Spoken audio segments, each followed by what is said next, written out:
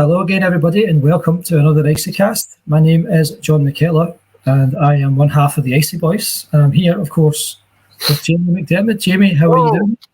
I'm good, mate. Good.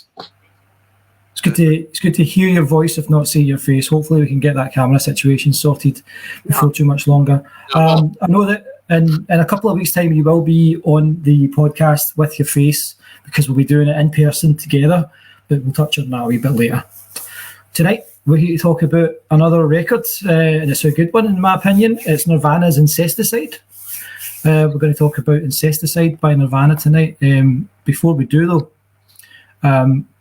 we're going to touch on a few other wee things that have been going on with Icebox in the last week or two. I want to quickly touch on the escape room that you and myself and my girlfriend Julie went to last week, and also Iron Claw, a film that we saw this week as well in the cinema, courtesy of our good friends at Reservoir Drugs. Reservoir Drugs are on Facebook, as an aside. Let me just bring up the page and I'll get their address so you can go and like their page before we go any further. Reservoir Drugs. It's just facebook.com/Reservoir Drugs. That's Drugs, DROOGS. So go give them a like. Many thanks to them for sorting us out with preview tickets to the Iron Claw. First though, Jamie, the escape room we went to, was it Escape Reality last week? Yep. I think it was last Tuesday. Yep. We went to Escape Reality at Merchant Square. We did the Misery themed escape room, and it was a hell of a laugh. I'll tell you, it was an enjoyable hour. I think we got out in 50 minutes and 48 seconds. Yeah, just it was about 8. I think it was something like that. Escape reality. I usually just take drugs and drink to escape reality, but it was a good way to go to the escape room. You know what? I enjoyed it. It'd been a while.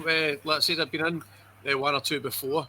I don't mean I've just been stuck in a room. I mean I've went and paid for escape rooms and that. It's good to do something different, and that's certainly different. I enjoyed it, and we did it. So quite happy with that. We did.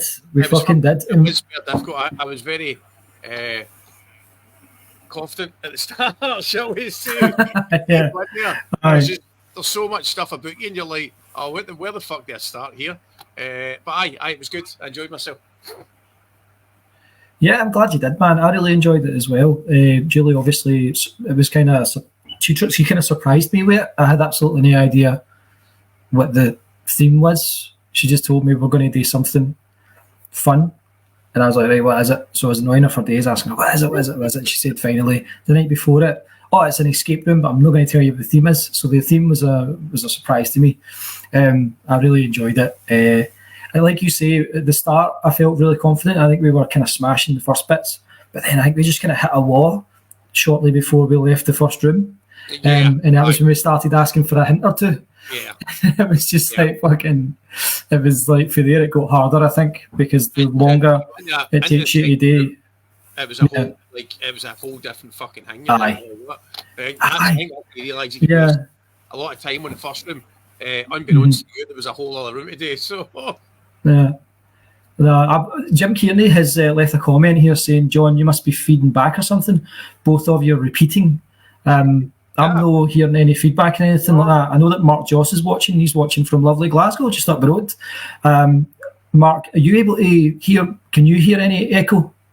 I can't check it because as soon as I go on to like listen to it, I'm going to hear an echo anyway. So, Mark, are you hearing an echo? Is it maybe on Jim's side? Hopefully, Mark will comment and let us know. In the meantime, we also went to see the Iron Claw. Mark says it's not bad, so I think it must be on your side. Sorry, Jim. There's nothing I think we're going to be able to do to fix it. What do you take, Jim? Well, you get what you pay for. And I don't get paid nearly enough for this. I don't get paid anything for this, so shut your mouth. So we went to see Iron Claw the other night in the cinema. We got to go to a preview. It was sort of, I think, Manny had planned to go see it with his missus, but then it ended up being that they had been double booked and they ended up going to the theatre. They went to see 12th Night in the theatre, and with what they were saying in the pub afterwards, it didn't seem like they particularly enjoyed themselves during that. Yeah. But we went to see the Iron Claw, the biopic of the Von Erich family. Now I don't want to get too much into it because we're going to write a guest review for Reservoir Dogs on the film. I'm going to try and battle that out either tonight or tomorrow. But I really enjoyed it. To me, it was probably one of the top biopics that I've ever watched. And it's by far the best film I've ever seen with wrestling as a central theme. Very well done. The commitment that they made to the characters, who are obviously fictionalized versions of the real Von Erich family, who there are a few families in pro wrestling that are as iconic and important to the craft as the Von Erichs. So it was great to watch that. It's a tragic story, like you were saying. It was bleak. It was very bleak. It's not a happy film. It's a really good story. Like I enjoyed it. I even thought the runtime when that was bang on. At first, I was like, "Fuck, is there 2 hours, 2 story ones can maybe drag on for that?" But after reading, doing a wee bit of research on the actual family and the kind of the curse, the so-called curse that followed them. Holy shit! Even reading it was bleak. So I knew kind of what I was in for. Aye. Oh, it will win awards. It will win awards. It has to win awards. I think that next year, come Oscar season, if Zac Efron is in the running for Best Actor, that there's going to be some explaining to do. Yeah. Oh, you're bringing up. For some reason, it says that there's a weak signal. Connection's unstable, apparently. That's so weird because I'm unstable. My internet's completely fine. It says it's pretty much operating at full capacity. Let me close Football Manager. That might be slowing things down. Let me see if this helps. If you get Football Manager on as well, you just switch on. Maybe it's that. Maybe you should switch off all your other runs. I'm mining Bitcoin as well while we do this, I'm sure we're probably all mining Bitcoin without actually realising it. So most likely. Right, hopefully that's a wee bit better. That's it been closed now. But yeah, either it's that or it's maybe just StreamYard is fucking playing up. They're probably just like, we weren't expecting you to be recording tonight, you fuckers, because it's usually Monday. We should probably address that before we get into anything else. We were meant to be recording on Monday, but you had some family issues that meant we had to postpone. Real life shit that gets in the way sometimes, that's all. Yeah, I hope you're doing all right, man. It was sad news. Yeah, fuck it, mate. Fuck it. You only live once, eh? You only have to put it up with it once. Oh, this fucking... Right, anyway. So yeah, Iron Claw, we don't want to get into it too much. Like I say, we're going to do like a guest review for Reservoir Dogs. I'm going to try and rattle that out in the next day or so. But overall, massive thumbs up. Great film. Zac Efron should win awards for it. I think he's not the only one. It's a phenomenal film. And we went to an escape room, which was great. Barras, we are no longer at the Barras, mate. Do you want to quickly wrap that up? I want you to talk about wrapping things up at the Barras and a wee bit about the overall experience. You were doing it for about a year. Talk to me about the wrapping up of the Barras. I think it was close to a year and a half. Just a year, I guess. Right. It started off quite well, but it did good in Hull as far as like sales go. To be honest with you, it's the same thing we've been saying. People are skint. That is generally that's hitting the nail on the head. Yeah. People get skint. There's not a lot of money out there. It's harder across the board to sell stuff. Like it's not just the bars. We're selling stuff online, obviously, and that's took a drop. We're selling stuff on a couple of different pages that's took a drop. We've got stuff on Instagram totally fucking dropped off now. But the bars was our cost outlay, obviously, so we're paying to do that. Yeah. So it was just about dropping stuff that try to drop the money that we're paying out, and so we can try and like still balance things out a bit. It just keeps like the Xbox side of things going now while we do other stuff. But it's tough times for everybody. So I'm not going to. I can't moan too much about that. As everybody's in the same boat. Definitely, yeah. And like you say, there were some positives. I think like there's a lot of really cool people that we met down the bars. There was the older fella, Paul, who writes the poetry. He was a really cool guy. I liked him. And we met several other people that were just super nice people and that. So it was nice from that standpoint. But like you say, timing and being everything and all that. Aye. People just haven't had money for the last year and a half, 2 years, and it's like they've not had money. And for me, it's a time outlay as well. I'm not willing to put time into something. I'm no recouping anything for it at all. I'm certainly no paying money to just stand in there in the fucking cold. That's ridiculous. So that's all wrapped up. We're just on line just now. We'll just keep doing that for the time being. In fact, for as long as we have to, basically. So yeah. So that's the Barras still done. So if you're looking for Icey at the Barras, you're not going to find us. We've moved away for Sustainable Fashion Row. Many thanks, obviously, to the people at the Barras for having us. I think is probably something we should probably say. We should definitely say thanks to them. And never say never. We might go back someday, but for the time being, that's you wrapped up things at the Barras. Let's move on to the sound booth in Bloodbath Burlesque. I don't think there's much in terms of updates on that front, but if anything, do you want to just fire them up? There's nothing at all. It's just it's moving along, but it's moving along slower. There's no really week updates at this point in time. Hopefully we'll have a couple of bigger updates soon, but at this point it's just grinding the stuff that we're already doing. So that week there was about shutting down the Barras, getting all that stuff sorted, which took essentially the full fucking week to move everything. But that done now means I can focus on other stuff like sound booth and that as well. I await with bated breath your first video diary. I know. I'm just dying. It'll just be like that scene for what is it, the fucking Blair Witch Project with the snot and the tears. It could have been any film there. I'm thinking. Is he going to say Sallow? That scene with Sallow. Like that bit in Sallow where he gets pissed on and then they all eat shite and other stuff happens. If you've never seen Sallow, sorry for the spoilers. I recommend it. This is the part, Jamie, where you say no, don't watch it because it's horrible. Don't watch it, even though it is an allegory for fascism. But again, still just don't watch it. It's horrific. John liked it. John liked it so much he wanted to put a night on and Xbox. It was a Sallow night, and I was like, Sallow. It was a double bill, Sallow and a Serbian film. That's right. It was set out just for the fucking bizarre nature of it. It's fucking horrific as that sounds, John. I bet it would sell it. It would sell it, and I want to be there. Because of how bizarre it is. Yeah. I think probably sense prevailed.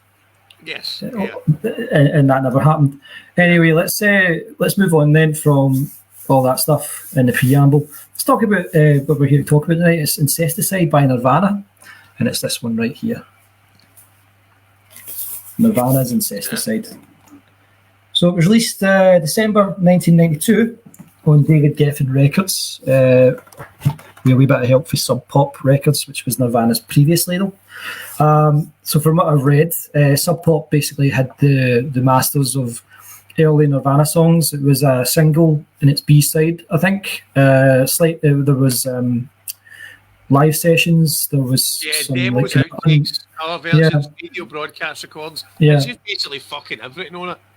Yeah, it's almost kind of like an official bootleg, I guess. And I think that's one of the reasons that it was kind of ultimately released, was to sort of try and tackle piracy and bootlegging, because obviously I think Nirvana back then were a favourite of bootleggers. Like there were so many unreleased tracks, that some of which didn't even have names, I think, at the time, that people were kind of circulating around on tapes. So this was released in December 1992. It was off the heels of Nevermind, which I think is notable because this album couldn't be any further from Nevermind than it is in terms of tone and structure of the songs. The songs are all quite cool songs. I really enjoyed Incesticide the first time I heard it when I was 15 years old.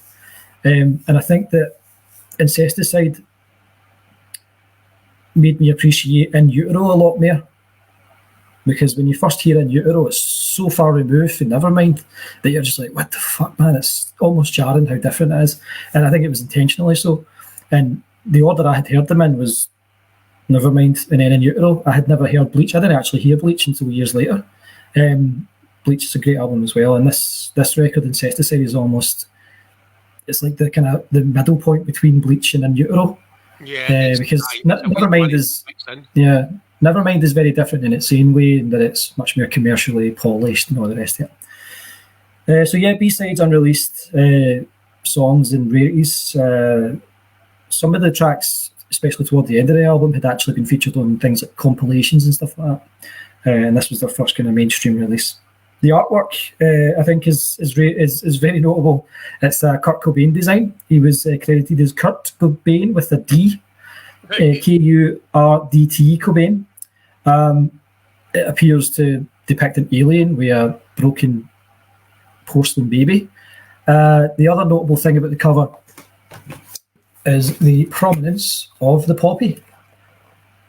Yeah. It's a reference to Kurt Cobain's heroin addiction. I'm backwards. A reference to Kurt Cobain's heroin addiction, apparently, which kind of goes without saying, really, doesn't it?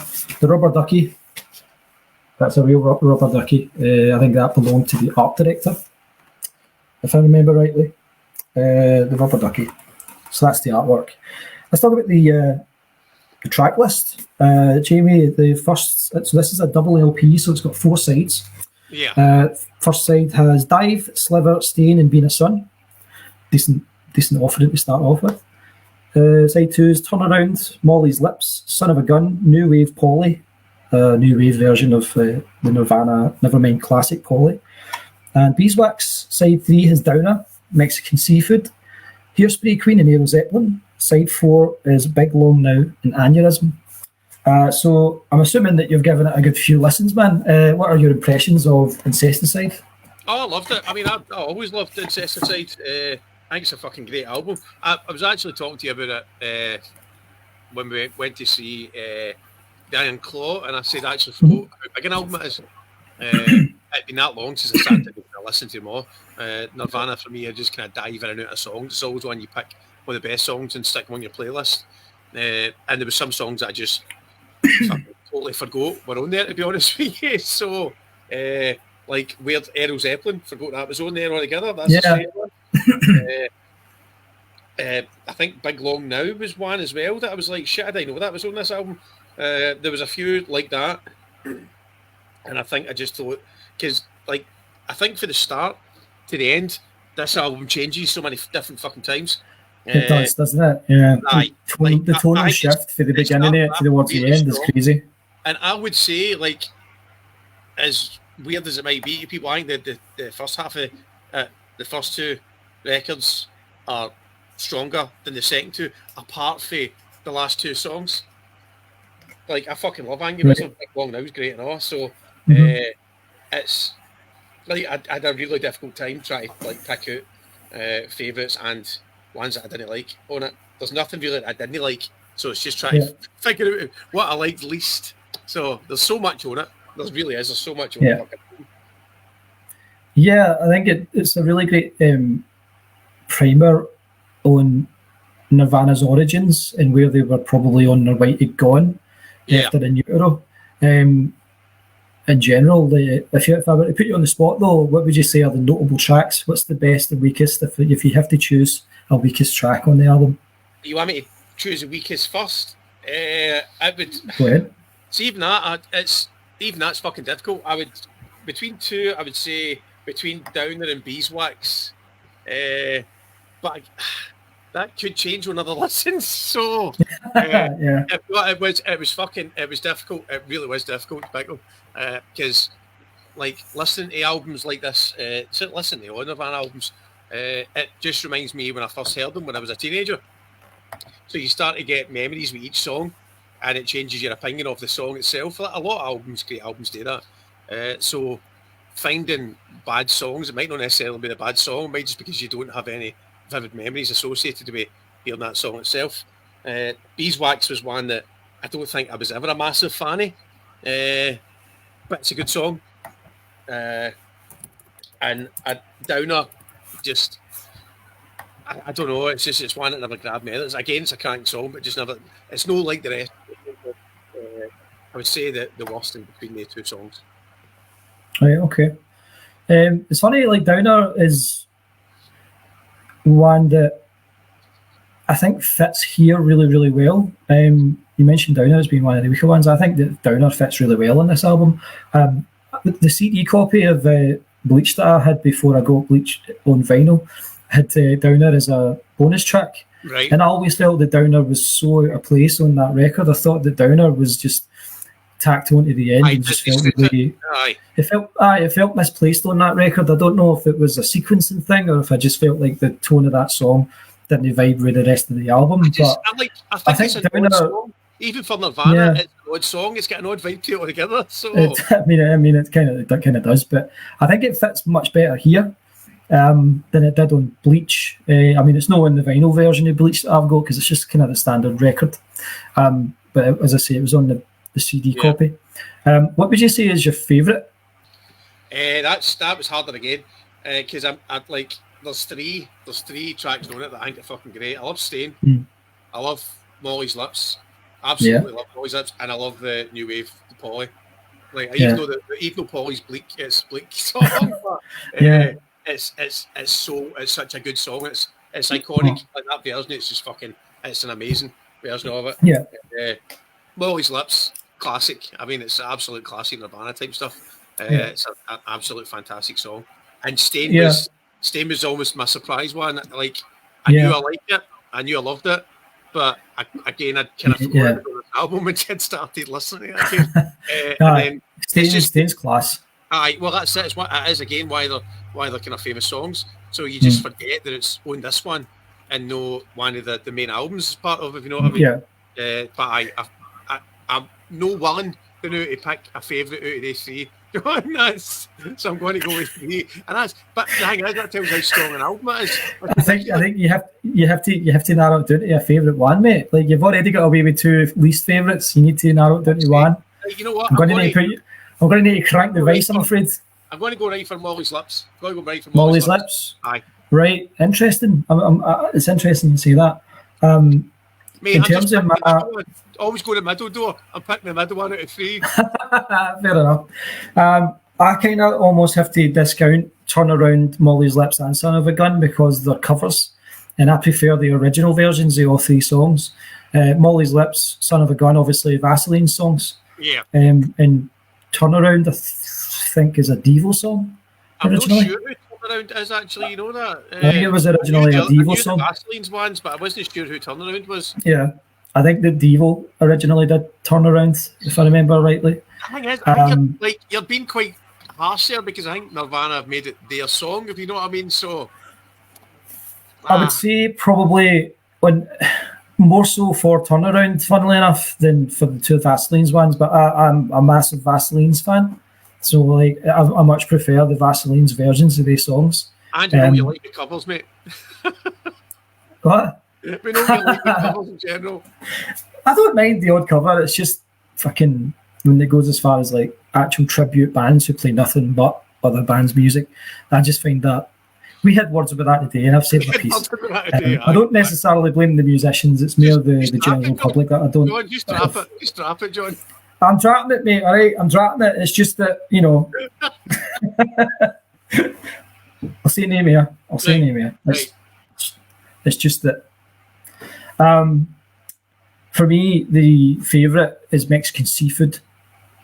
I love the track Mexican Seafood. It's weird, and lyrically, it's completely fucking bonkers. But it's such a great song, man. I love that song. Weirdly, Mexican Seafood was one that it just kind of sat middle ground for me. I either hated it or loved it. So that's how it never made it on the list. So. Mm-hmm. That's interesting that you say that because I find Mexican Seafood to be such a standout on that record. Yeah. And I know it's crazy. It might be crazy to hear given that it's got stuff like Dive and Stain and all that on it, but Mexican Seafood for some reason just does it for me. In terms of the weakest song on it, I know that it will be maybe a surprising opinion, but Sliver for me doesn't do it. And I know for a fact that that's merely a sequencing thing than anything in that case because it comes between Dive and Stain, which are both great songs and very kind of standout fucking tracks. Like compared to Stain, it's not. I agree. If you put up against Stain, it shouldn't. Mm-hmm. The whole album, I know you're saying like some of it seems placed in the right places, but I think the full album is. It's weird how it's placed. That's just the nature of the beast with it being a compilation, I think, and we're encompassing so much time as well, because it ranges for, I think, like 88-ish until like 91, somewhere in that vicinity. Because I think some of it predates Bleach, and in fact, we've got a comment here for Reservoir Drugs. He first heard Polly in 1988. It was on a demo cassette of a few Nirvana songs. It did my head in when I heard it on Nevermind. I kept thinking they had covered it, and then someone else mentioned about us hearing it, and it clicked. It was the demo. So the demo version of Polly came out in like 88. Right. Okay. Or it came out, and then it was in circulation at least in 1988. So I think some of the songs for that era made it onto this record. Some of them I think are live performances for later on than that, maybe was 1989, 1990. But some of them, like a lot of songs are a lot older. If folk are on YouTube listening to it as well, if they want to go in and check, like some of the actual songs that are up, certainly New Wave Polly is Iggy's You're Alive, one of it. Been a Son as well, Iggy's You're Alive video of it. So there's definitely live videos there of the tracks as well that are good. I was watching them back to their own. So it's funny, Being a Son, you said this about Stain, and I feel that way about Being a Son. Like, I always forget how much I like the song Being a Son until I hear it again, and I'm like, fuck me, I love that tune. I'm always like that with Being a Son. I almost always kind of just discard it and forget all about it. But it's such a great tune. There's a lot on this album that's like that, though. Yeah, 100%, man. But yeah, I think overall very strong. And we're going to get to the ratings very shortly. We do have a few comments, though. First off, Campbell Findlay of the band, what's his band's name? What's his band called? Tranquil. He's to the Tranquil. Sorry, my brain's, full disclosure, my mind is preoccupied in the last couple of weeks. I've got personal stuff going on. So I do apologise, Campbell. But yeah, he's with the Tranquil, excellent band. My band played with them live a few years back. Hopefully do so again. But he says, soundtrack to the early 90s, man, from Dive to Aneurysm. It's full of belters. Fire. It's a fire album. He's actually right. It's a soundtrack to the early 90s. Like, that's how, like, every song that I hear on it takes me back to, like, hearing them for the first times. But again, that'll definitely kind of choose the favourites for me and the weaker ones. The weaker ones have the attachment. There's no personal attachment to me. Whereas I'll remember things about when I heard the stronger ones to me as well. Again, that's a sign of a fucking great album, though. It's a soundtrack to something, to a memory, and it sticks with you. So, what's your weakest, John? You've not told us your weakest yet altogether. Slither, I did. Is that what you say? Aye, right, okay. Yeah. That's what you did, actually. Aye, so, because it's between Dan Pay and attention. Aye, Pay attention, God damn it. And my favourite one on it's Mexican seafood. Fucking. I knew that. But John, what one do you don't like? Shut up, you. Colin Bell, Fallen Arches. He says, absolutely criminally underrated album, still one of my favourites. I think it probably is underrated, and I think this album's kind of unfortunate in when it dropped, because it dropped right off the back of the mega success in Nevermind, and not that long before In Utero, which for me is Nirvana's best record. So it's in the middle of two absolute behemoths. So it's got middle child syndrome almost in form. But with that said, we've got severe comments. Then we're going to do a rating. Mark Joss says, "Love this album." He's away on holiday tomorrow. That's why he's down in Glasgow. You should have said, Mark. I've been sitting in Mars doing nothing all day with a commitment. We could have had a cup of coffee or something. But enjoy your holidays. Reservoir Drugs says, "Thank you for the shout out. Our pleasure, man. Hopefully see you again soon." And what else we got? Jim Kearney says it's the only Nirvana album that he's not heard. That's interesting. I would recommend giving it a listen, Jim. It's a good record. I would incidentally rate it. It's a surprisingly low rating for me, given that this is my record collection. And Nirvana are one of my favourite bands. But I would give it an 8 out of 10. It's not quite in the 9-10 range. And I think a lot of it is demos. A lot of it's songs are usually unreleased for a reason. I mean, although it's full of really quality songs, it doesn't quite hit the heights that In Utero does. It doesn't have the consistency that Nevermind has. It's a compilation of demos and B-sides and rarities. It's no their best stuff, and it was never going to be their best stuff. That's why it's not on the albums. Overall, when you combine them together, they make for a really solid record. It's an 8 out of 10 for me. Fuck you, John. I'm going to amend my rating. Actually, it's a 7 out of 10. It's not an 8. I think an 8 is too high personally. Now I think about it, so it's 9. A 7 out of 10. 7 out of 10 is 2 points better than average. I'm going 9, mate.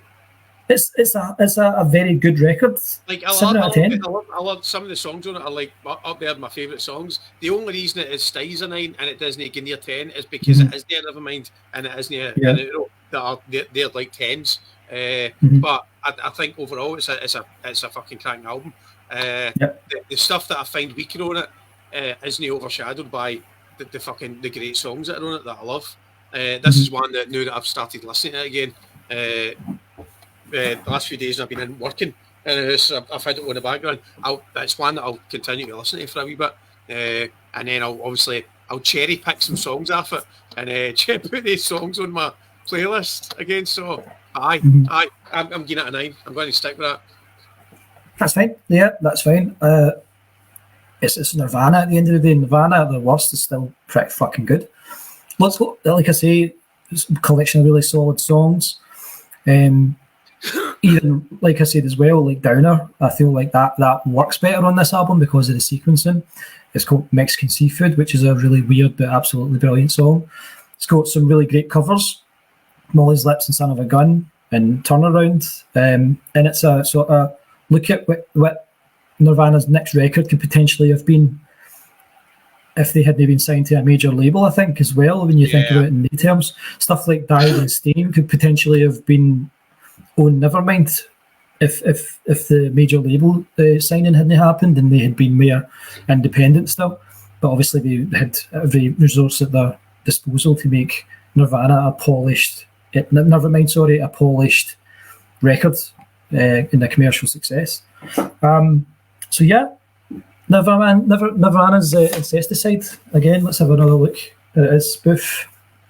Poppy. Spoof. I like it, mate. I like it. I'm the wrong way round. I'm backwards on my screen, so I don't know where I'm going. Don't know where I'm coming or going.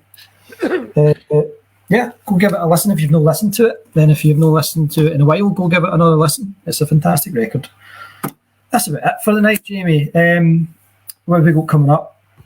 Let me have a look here. Next week we're doing the letter D in the Names of Games series, which could be good. There's been some pretty great games with the letter D.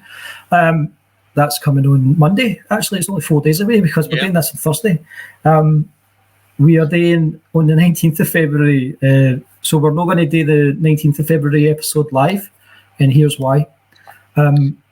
Jamie and I, midweek next week, are going to get together in person and we're going to watch The Greasy Strangler, which is an independent horror film. Is it a horror? I don't even know. It's like a serial killer, I think. I'm not entirely sure what to expect for this film, to be honest. It was an idea that my colleague at work, Graham, gave me, and I already regret it. On some level, is it Graham? Is Graham's name is Graham? Is he this? He might be the Greasy Strangler. Go fuck yourself, Graham. Well, yeah, we might just come on and absolutely roast them. But anyway, so yeah, we're going to get together at Jamie's place and we're going to watch The Greasy Strangler in person together, and then immediately after that, we're going to record the podcast for the 19th in person, and just immediately do like a full kind of like reflection on what we've just seen. For what I've seen in the trailer, it's not going to be pretty, folks. If you've seen The Greasy Strangler, by the way, by any chance, do comment. Contact us on the page and let us know what you thought of it and what we are getting ourselves in for. But yeah, that's coming up on the 19th of February. And then the following week, obviously, we'll do the letter E in the Names of Games. Beyond that, man, hit us up on Facebook. Follow us on Facebook. It's at Icebox Glasgow for Icebox related projects. It's at Icey Cast Pod on Facebook for the podcast page. which is where you can watch the live broadcast or the on-demand video. If you want to get the audio version of the podcast, and you can download the audio version, you can sign up to our Patreon. That's a way to help us as well. We have a wee bit of money every month. It's only £3 a month, and it's at patreon.com/iceboxglasgow. So please do sign up there. Go to Facebook. It's at Fright or Flight Promotions to keep up with the latest on Sound Booth. That's the dedicated page for the Fright or Flight stuff. That's the horror page for films and any other horror-related projects that Jamie has, such as the Bloodbath Burlesque, which I'm looking forward to hearing more about. And if you want to follow us on YouTube, Twitch, or Instagram, or X, or Twitter, whatever you want to call it, it's just at Icebox Glasgow on them as well. I think that's more or less it. So let's call it a night there, mate. It's good to chat with you, and I will see you in the next few days. See everybody apart from Graham. Fuck Graham. You might end up thanking him. You might be like, that was a fucking great film. Such a fun movie. Well, we'll see. We'll reserve judgment. Do look out in the next couple of days for a guest review of The Iron Claw on the Reservoir Drugs Facebook page. It's at Reservoir Drugs. What else? No, that's it. See you next week. Thanks for joining us. Remember, it's going to be back to Monday this coming week. Yep. So join us Monday at 9 for the letter D in the Names of Games series. Until then, bye bye. See you later. Bye bye.